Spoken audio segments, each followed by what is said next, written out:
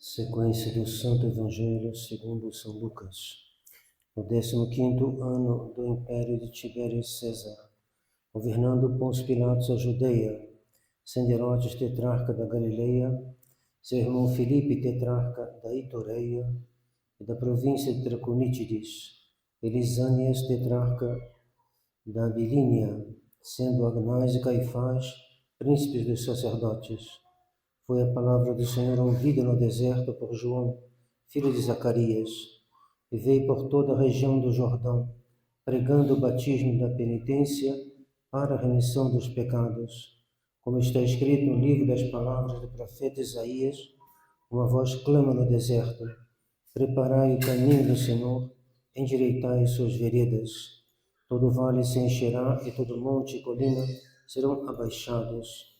Os caminhos tortuosos tornar-se-ão retos e os ásperos planos, e toda a carne verá o Salvador enviado por Deus.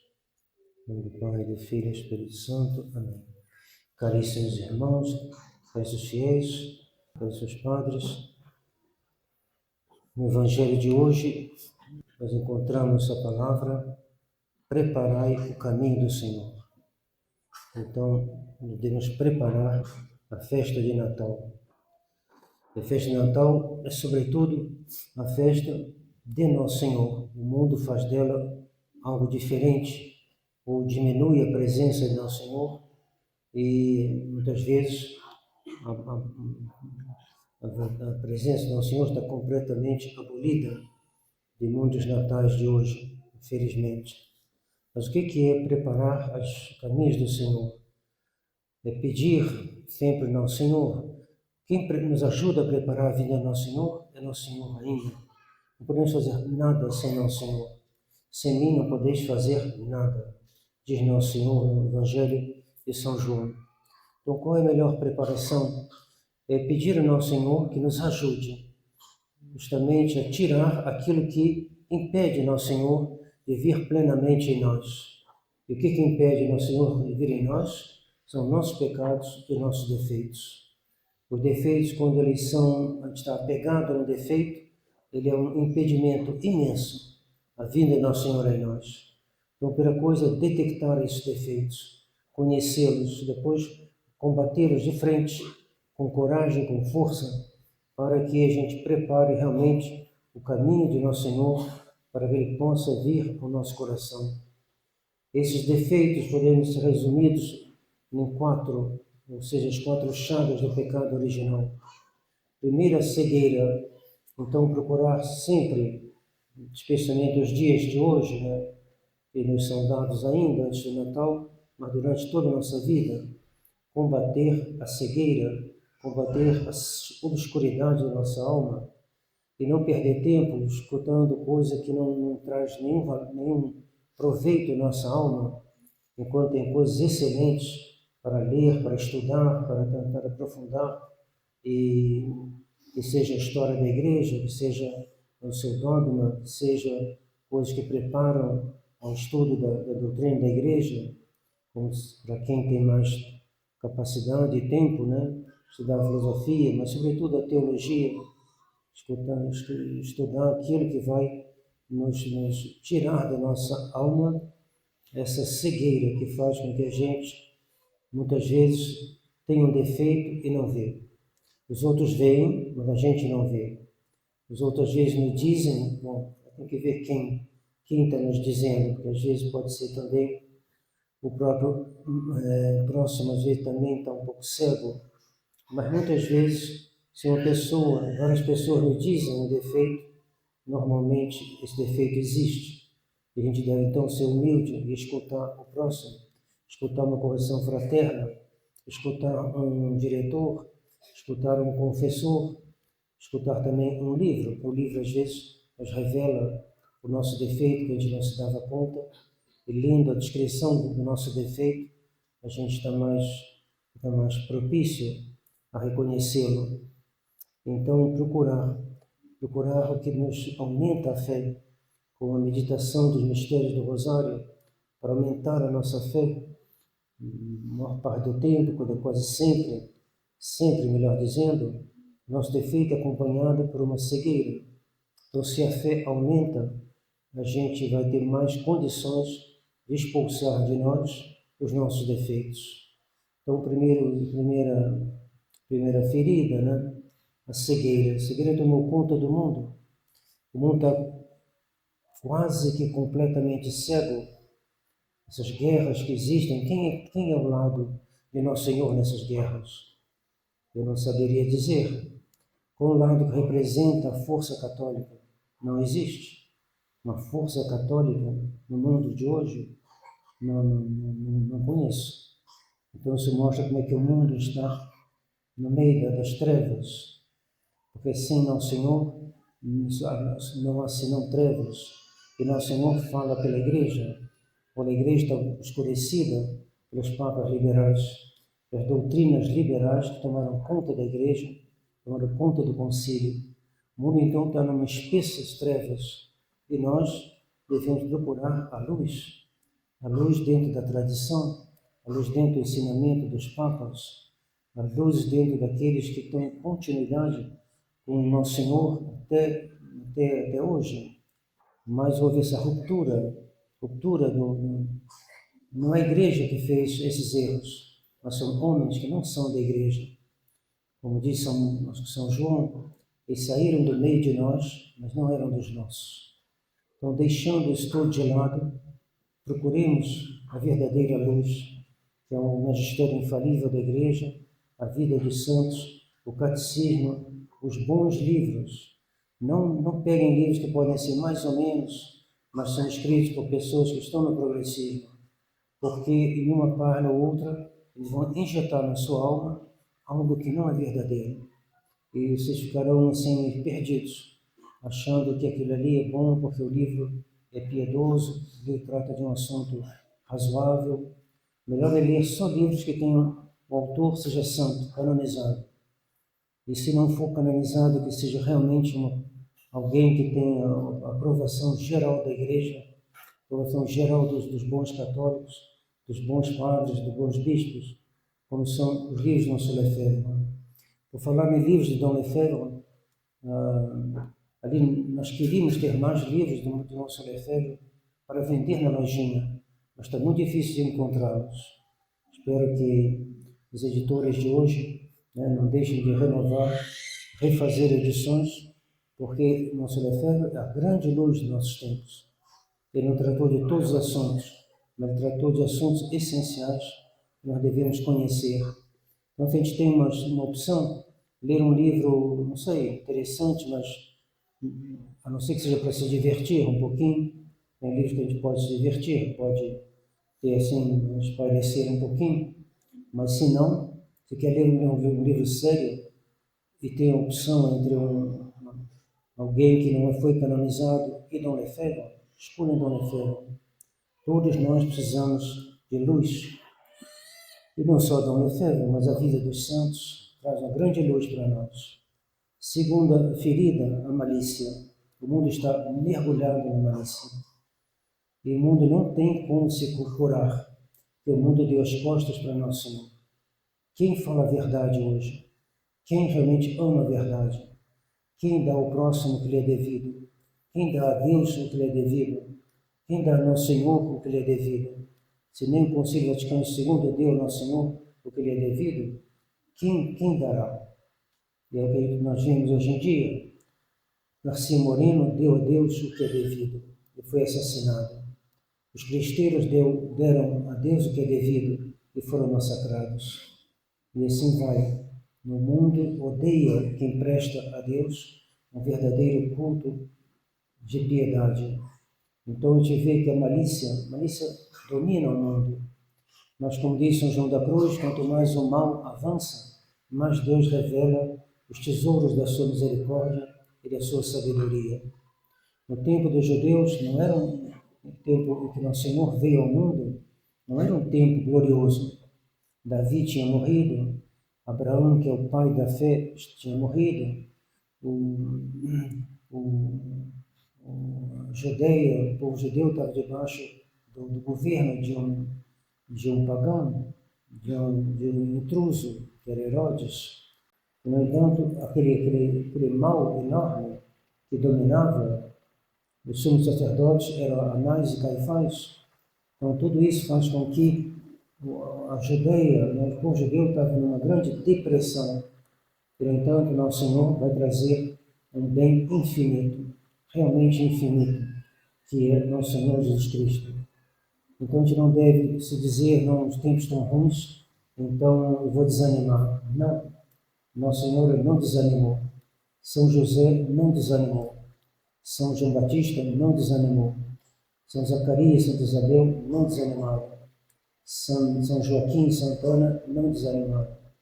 Todo o tempo, todo momento da história é um momento propício para a santidade. Então não digamos, o mundo está muito tomado pela malícia, não é minha culpa, eu também sofro da influência do mundo e não tem nada o que fazer, melhor se conformar com o que faz o mundo. Não, jamais. Nunca se conformar com o pecado, nunca se conformar com o mundo, mas combater essa malícia que está em nós, que se manifesta de várias maneiras. Se manifesta pela injustiça em relação ao próximo, se manifesta pela falta de caridade para com o próximo, se manifesta pela mentira, pela calúnia, mas também se manifesta por várias coisas que pertencem ao nosso dia a dia, pertencem à nossa boa educação, que cria um clima na família, na paróquia, na escola, um clima apto a que a graça de Deus dê o seu fruto. Então, na maneira de falar, por exemplo, alguém chega e fica interrompendo o outro que está falando, é uma espécie de malícia, porque eu devo, ao contrário, honrar o outro, deixar ele se exprimir, e se eu corto ele por falta de caridade, é uma malícia. Uma pessoa que se veste de uma maneira extravagante é uma malícia, porque ele perturba a ordem. Se veste de maneira imodesta, é uma malícia. Tudo isso são maneiras de manifestação dessa malícia que está em nós. Malícia pelo escândalo que a gente dá. Se alguém, por exemplo, peço a todas as mães de família que têm crianças, é um pouco diferente, porque elas têm que se ocupar das crianças e às vezes têm que sair logo da missa, ou mesmo durante a missa. Mas os outros, façam a pequena ação de graças. É um bom exemplo. Esse exemplo, Deus pede dos senhores e das senhoras. Deem esse bom exemplo, porque os outros precisam. Não se deixe levar. O mau exemplo é uma malícia também. A gente priva o outro de uma ajuda do bom exemplo. Dom Donato diz que a principal caridade de um monge é guardar a observância. Porque se ele guarda a observância, isso ajudará, isso vai aproveitar a todo o mosteiro, que todos ficarão atentos em guardar também a observância. Então fujamos de toda forma de malícia, falar mal dos outros, ter um juízo temerário, ficar murmurando, tudo isso é fruto da malícia. Isso não é fruto de Nosso Senhor, isso é fruto da ferida que nos causou o pecado de Adão e Eva. Nós devemos ou ser os filhos de Adão ou filhos de Nosso Senhor. Nosso Senhor é chamado o segundo Adão. O primeiro Adão foi a ruína, foi a derrota. E o segundo Adão é a salvação, é Deus, o Redentor. Ou quando eu me boto na linha da malícia, eu me boto na descendência, por assim dizer, de Adão. Eu dou continuidade ao pecado de Adão. Eu faço esse pecado de Adão se reproduzir como um câncer. Ele vai aumentando ao longo dos séculos, né? E eu coopero com ele para aumentar os pecados da humanidade e os meus, né? Infelizmente. Então, digam não à malícia, procurem fazer seu exame de consciência. Será que eu falo mal dos outros sem necessidade? Será que eu falo mal dos outros com quem não tem nada que escutar? Agora, se o pai e a mãe conversam sobre a atitude dos filhos, inteiramente normal, mas eu estou falando de quê? De pessoas que não têm nada a ver com a vida deles, e eu estou curioso para saber o que estão fazendo, quero comentar os erros deles. Tudo isso é malícia, isso não é de Nosso Senhor, isso é de Adão, e o Evangelho de hoje nos diz: preparai as vias do Senhor. tirar essa malícia do caminho, para que não o Senhor possa passar. Senão vocês vão barrar a passagem ao Senhor. Alguém dirá, mas por que ele não veio na minha casa? Porque sua porta está barrada. E na porta estava escrito juízo temerário, calúnia, maledicência, etc, etc, etc. Por isso, dirá nosso Senhor, eu não entrei. Então, preparai os seus corações para servir ao Senhor na comunhão e de maneira toda especial no dia de Natal. Depois vem também as últimas feridas, né? Fraqueza. Fraqueza nos faz desistir de um esforço necessário. Então, para rezar, às vezes a pessoa podia fazer um esforço, às vezes não pode. Né? Tem situações que realmente a pessoa está extremamente cansada, doente e não consegue rezar normalmente como reza quando está com saúde. Mas às vezes ela pode fazer uma coisa, uma leve dificuldade, que deve procurar superar. Não só na oração, mas no exercício do nosso dever de Estado. Tentar fazer o que é sensato, né?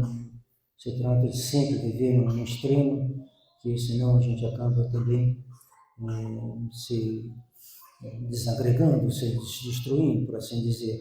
Mas manter uma constância no bem.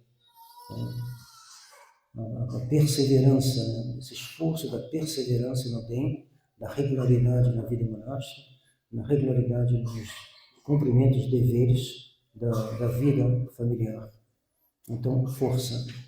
A força nos faz superar aqueles obstáculos que devem ser superados, para que a gente possa praticar o bem, servir a Deus e ao próximo.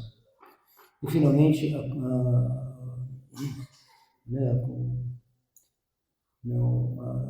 essa ferida da sensualidade, que é terrível, que nos faz procurar o bem sensível, que não é um mal, bem sensível, é agradável, né? Agradável ver, agradável ouvir, agradável se alimentar, mas fazer disso, procurar esse bem de maneira desordenada. Daí os pecados contra a pureza, daí os pecados na bebida, na gula, etc, etc. Essa ferida é terrível, ela não é a mais grave, mas finalmente é que leva mais almas para o inferno. E é necessário preparar também o nosso coração para que o Senhor encontre ao menos um grande esforço da nossa parte, para que a gente não se entregue a esses pecados que vão barrar completamente a entrada do Senhor na nossa alma. Então, se a gente pecou, se confessar e pedir a Deus que a gente vença essas feridas. O mundo de hoje, ele é contrário, incentiva essas feridas. O mundo de hoje, o mundo ainda preza um pouco a verdade, um pouco. É difícil dizer exatamente, mas quanta mentira, e depois quanta malícia, depois quanta fraqueza em relação ao bem, e depois quanta impureza nos espetáculos, na internet, mostra que o mundo está dominado por essas 4 feridas. Mentira nas universidades, mentira na maneira de contar a história, mentira de exaltar as falsas religiões, mentira de botar a democracia como se fosse o credo dos homens santos e justos, e etc, etc, etc. Nós vivemos num mundo de mentira. Quem tem um pouquinho de capacidade intelectual deve estudar essas questões para ver as respostas que foram dadas pela Igreja e pelos grandes autores para desmascarar o mundo moderno, desmascarar a Revolução Francesa, desmascarar a ONU, desmascarar a Declaração dos Direitos do Homem, que é uma negação dos direitos de Deus. Então, em tudo é necessário um esforço para ter a luz de Deus, para ter a retidão da vontade contra a malícia, para ter a força contra a fraqueza e para ter a pureza contra a concupiscência. Então, pensando em Nossa Senhora, ela foi aquela única que preparou o caminho do Senhor de maneira perfeita. Se Deus veio a nós por Maria, é porque Maria era o caminho perfeito. Preparai o caminho do Senhor, foi o que ela fez. Endireitai as suas veredas. O todo vale se encherá e toda colina serão abaixados. Todo monte e colinas serão baixados.